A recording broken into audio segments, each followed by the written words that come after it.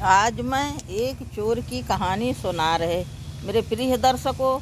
आप लोगों को पसंद आए तो हमारे सासू बहू चैनल को लाइक कीजिए, सब्सक्राइब कीजिए और शेयर कीजिए। एक गांव में एक चोर की बस्ती थी। चोर रहता था, उसके चोरी ही पेशा काम था। वो उसी का नहीं, उसके बाप दादा ने सबने पूरे घराने चोरी ही करके खाते पहनते थे, तो चोरी की ही अपने बच्चों के सिखा जाते थे। पीढ़ी दर पीढ़ी उसके घर में चोरी का काम। वो मंदिर मस्जिद किसी को भी नहीं बख्शता था, हर जगह चोरी करता था। और चोरी करते करते उसका ऐसा मन बढ़ गया, एक दिन विचार बनाया, एसपी के घर में आज चोरी करूँगा, देखी मेरा क्या बिगाड़ लेता है, मुझे कैसे पकड़ेगा। आज तक मैं कहीं से नहीं पकड़ा गया। एसपी के घर में दीवार फाँद के कूद जाता है और उनकी एसपी की पत्नी की चोरी की जेवर की अटैची उठा लेता है। और ज्यों ही लेके अटैची चलता है, वह जग जाती हैं और अपने पति को जगाती, उठो उठो देखो कोई घर में घुस गया है, चोर आया।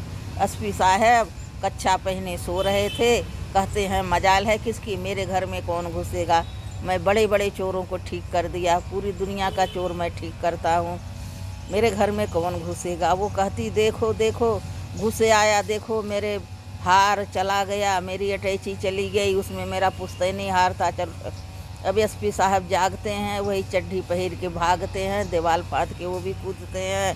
चोर आगे आगे, एसपी साहब पीछे पीछे, दो पुलिस पहरेदार गार्ड सब भागते हैं। चोर इतना तेज भागता है, एसपी साहब पूरे जोर लगा के भागते हैं, पसीना से तरबेतर हो जाते हैं। चोर कभी इधर कभी उधर, कभी इस गली कहीं उस गली, घनी बस्ती में घुस जाता है और पकड़ में नहीं आता है। दौड़ते दौड़ते 4-6 किलोमीटर तक दौड़ जाते हैं। एसपी साहब पसीना पसीना होके तक हो जाते हैं, चोर हाथ में नहीं आता है। लास्ट में चोर एक मंदिर में जाके घुस जाता है। एसपी साहब सगरों जाते हैं, ढूंढते ढांढते और मंदिर दे के लौट आते। सबसे पूछते हैं भाई कोई यहाँ चोर एक भागा था देखा, चोर देखा नहीं। और शर्म के मारी किसी से कह भी नहीं सकते कि हमारे घर में चोरी हो गई, क्योंकि दुनिया के चोरों के पकड़ने का तो ठीक है एसपी साहब का था, सबको वो सुधारते थे, उन्हीं के घर में चोरी हो जाए तो क्या होगा, कौन विश्वास करेगा।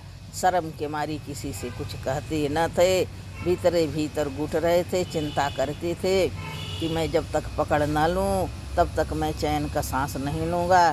चोर मेरे चोरी कर गया। और घर लौट के आए, पत्नी पूछती चोर मिला, कहते हैं नहीं। अटैची मिली, कहते नहीं। क्या मेरा हार मिला, वह मेरी माँ ने हार दिया था, वह मेरा पुश्तैनी हार था, नहीं। अब वह जोर जोर से डाढ़ मार के रोने लगती है। अब पूरा मोहल्ला टूट पड़ता है, क्या हो गया घर में, क्या हो गया। रोती नहीं, एसपी साहब शर्म के मारी बोलते नहीं, क्या कहें कि मेरे घर में चोरी हो गई क्या। और पत्नी को समझाते हैं भाग्यमान रो नहीं, शांत रहो, मैं चोर पकड़ लूँगा, मैं तुम्हारा हार मिलवा दूँगा, तुम्हें दूसरा हार बनवा दूँगा, शांत रहो, नहीं रो, मेरी बेइज्जती नहीं करो। पर वो काहे के चुप हो, अपने जेवर की याद कर कर के और बड़े ज़ोर ज़ोर से डाढ़ मार के रो रही। हाय मैं कितने कठिनाई से मैंने यह चूड़ी बनवाई थी, वह मेरा झुमका था, हाय इतनी अच्छी डिजाइन की वह मेरी पायल थी, वह मेरा मंगल। ऐसे याद याद कर कर के रोती चली जा रही, चिल्ला रही है। अब क्या करें, किसी तरह से शांत हुई। कई महीने बीत गए, चोर का कहीं पता न चला। चोर जाके मंदिर में घुस गया, बाहर बरांडा में ओढ़ बेड़ के लेट गया। कुछ खटखटाहट की आवाज़ आई तो भीतर से पुजारी निकले, बोलते भाई कौन। बोलता मैं हूँ। तुम कौन हो भाई, कहाँ से आए। मैं चोर हूँ। चोर का मंदिर में क्या काम है, निकलो हमारे घर से निकलो। चोर कहता भाई इस समय शरणागत को बाहर निकालना सज्जन पुरुष का काम नहीं है, तुम अच्छे संत नहीं हो सकते, संत होते तो हमारे प्राण की रक्षा करते। मेरे पीछे पुलिस पड़ी है, इस समय मुझे बचा लो, नहीं पुलिस पकड़ेगा, वह मुझे मार डालेगा, मुझे जेल में डाल देगा। तुम्हारा यह धर्म है शरणागत की रक्षा करना, मैं तुम्हारे शरण में आया हूँ। अब वह संत जी बड़े आश्चर्य में पड़ते हैं। अच्छा कहते लेट जाओ, सुबह चले जाना। वह बोला ठीक है। रात बीती, सवेरा हुआ, महाराज जी खोलते तुम गए नहीं, अभी यहीं हो। वह बोलता मैं कहाँ जाऊँगा, ज्यों ही बाहर निकला त्यों ही पुलिस मुझे पकड़ लेगी, मुझे मृत्यु दंड दे देगी। मैं चोर हूँ, मैं खानदानी चोर हूँ और मेरे दादा बाबा सब यही पेशा करते थे, मुझे सिखा गए। मैं क्या करूं, आज मुझसे ऐसी गलती हो गई। चोरी करते करते इतना मन बढ़ा, एक एसपी के घर में हाथ डाल दिया। वह मेरे पीछे पड़ गया है, मुझे पकड़ के ही छोड़ेगा।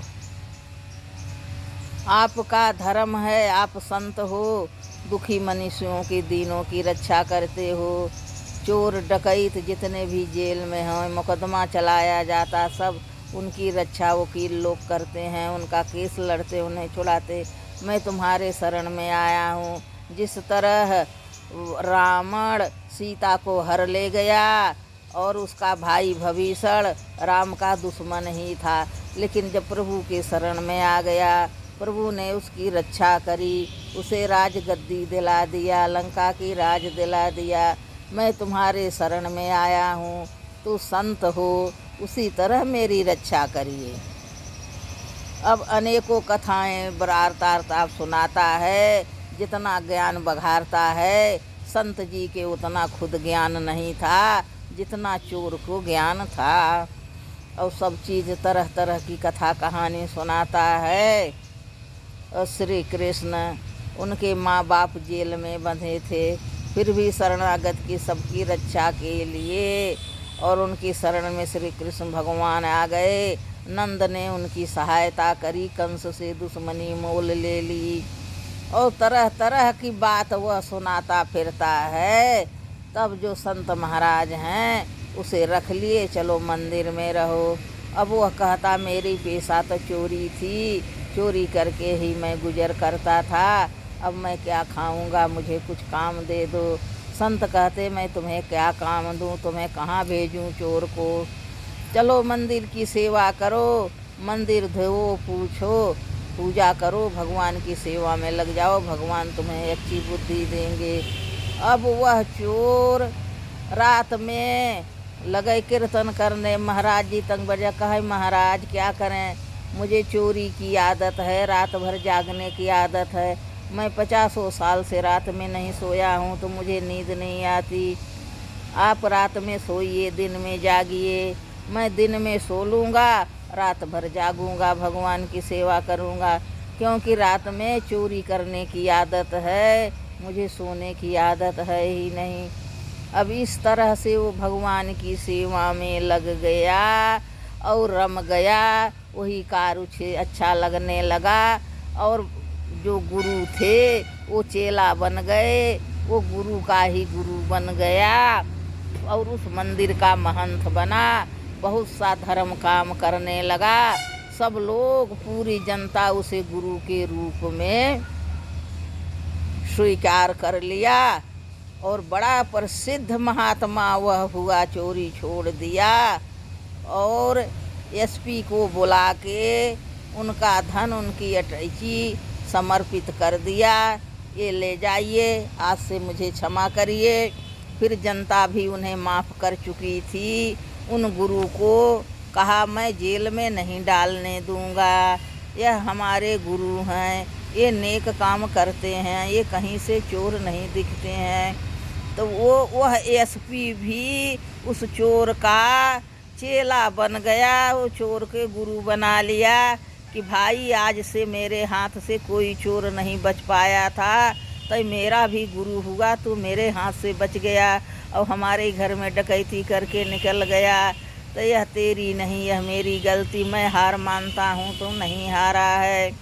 तो इस तरह से वे जीवन का पुण्य कमा के सारा पाप धो डाला और धर्म का भागी बना, यशस्वी हुआ और धर्म कार्य करने लगा। और विमान पर बैठ के वह स्वर्ग लोक गया भगवान के नाम जपते हुए।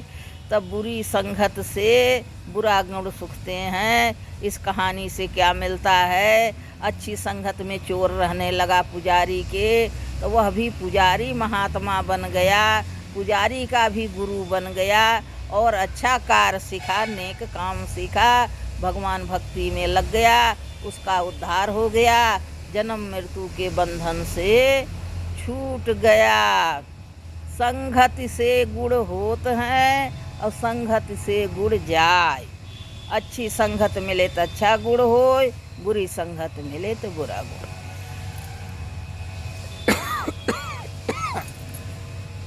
कहते हैं 3 अवस्था होती है, बालापन होता है, आप जो सिखाओ वही सीख लें।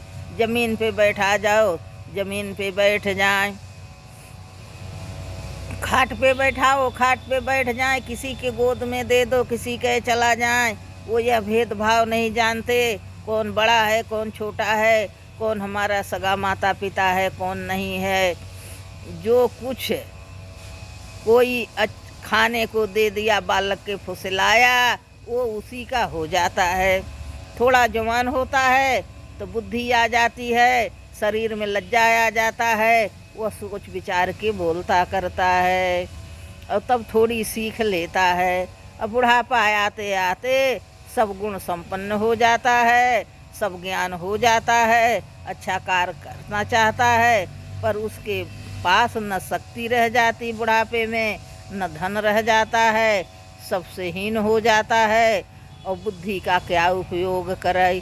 सोचते सोचते खाट धर लेता है, मूर्ख बना रहता, जीवन समाप्त कर देता है दिनचर्या। इसके साथ यह कहानी समाप्त होती है। मेरे प्रिय दर्शकों, आप लोगों को कहानी अच्छी लगी हो तो हमारे सासु बहू चैनल को लाइक कीजिए, सब्सक्राइब कीजिए और शेयर कीजिए। अगले कहानी में मैं कुछ और अच्छी बातें लेके उपस्थित होंगी। तब तक के लिए जय हिंद, जय भारत।